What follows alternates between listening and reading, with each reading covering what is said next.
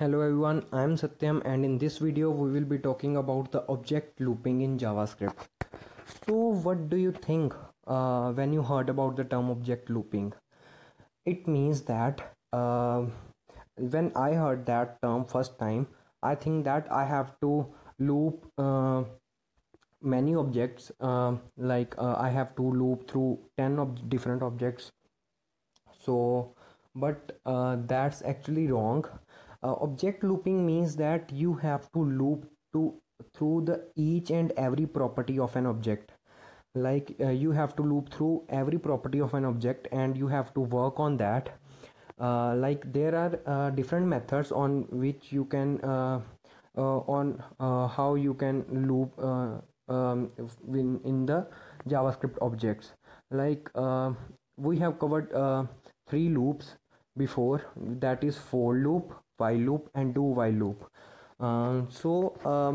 We can use them too, but there is a better approach in the JavaScript to loop the object properties that we can do with the help of the for in loop. So before diving into the code, let me explain. Suppose you have an object and there are 10 properties in the object, but you want to assess the 5 properties and you want to assess all the properties of that object. So you can do that. You don't have to write everything. So if there are 50 properties of an object, so you don't have to write 50 different lines. You just have to write 5 to 6 lines by which you can loop through all the properties. So it's similar to the looping to the array. You can also loop into the array with the same method. There is one more thing that now suppose you have 5 different objects and each object has 50 properties. So you don't have to write that thing. You just have to create two for loops. First is the simple for loop and second is the for in loop. We will learn about the for in loop in this video. So you just have to write two loops. First loop will work on the 5 objects and the second inner loop will work on the 50 properties of that object. So let's see what is the definition or what are the methods. So how we can loop objects? So you can loop objects in many ways, but we will discuss the best of them. That is the for in loop. So the for in loop is useful. It works as you have to for a variable in that object. Suppose how a simple loop works, for loop works. You create a variable and then that variable is changed by or incremented or decremented every time, and according to that variable you perform your action. Okay, but in the for in loop you don't need to increment or decrement that thing. The for in loop does that automatically. So what you have to do is you just have to create a variable and you have to iterate that variable for all the properties or the properties you want to work with. So this your task will become very easy with the help of that. So let's see with the help of an example. So this is the the example for that.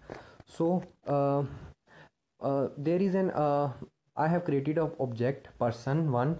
The person1 has 3 properties: first name, last name, and then the age. So the first name contains a string and then the last name contains the bhalla and which is also a string. The third property is age, which contains 20, which is a number. So I have done a little mistake here. After 20 I don't need a comma, so forget about that, but it will not affect my code. But it's not good to put a comma in something you don't actually need. So what you have to do is I have used the for in loop there. So a for in loop works like this. I have declared a variable key, and for variable key in person must be person 1 is the name of the object. In is also a keyword in JavaScript. In means that you are looking into something. So how you can do that? You have to work so you can loop into the object for each and every property. So what you can do is variable key in person1 console.log key, and then I have placed concatenated that with the arrow, and then the person and the bracket notation.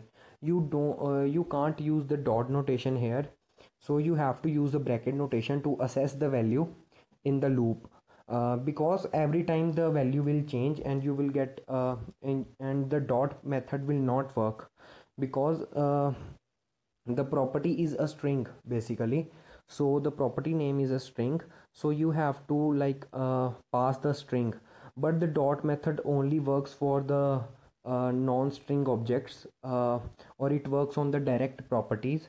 So what I have done here is for variable key in person1, I have to print that name of the property and then the value of that property. So in the previous video we have discussed how we can assess the value of a property. We can assess the value of property with the help of dot or brackets notation, but we can't use dot notation in for loops, so I have used the bracket notation. So with the help of bracket notation I have passed the key that will iterate over each and every property and give me that value. So after the successful iteration, I will get the value as first name is Satyam, last name is Bhalla, and the age is 20, and everything is in the string format, you can see. So after that, if I want to, suppose I want to change a property value after I have settled it. So I want to change a property value. I can do simply it by overriding that property, like person1 dot age equals to 19, because that's my age. So I can simply like put I can simply override that property to change the existing value.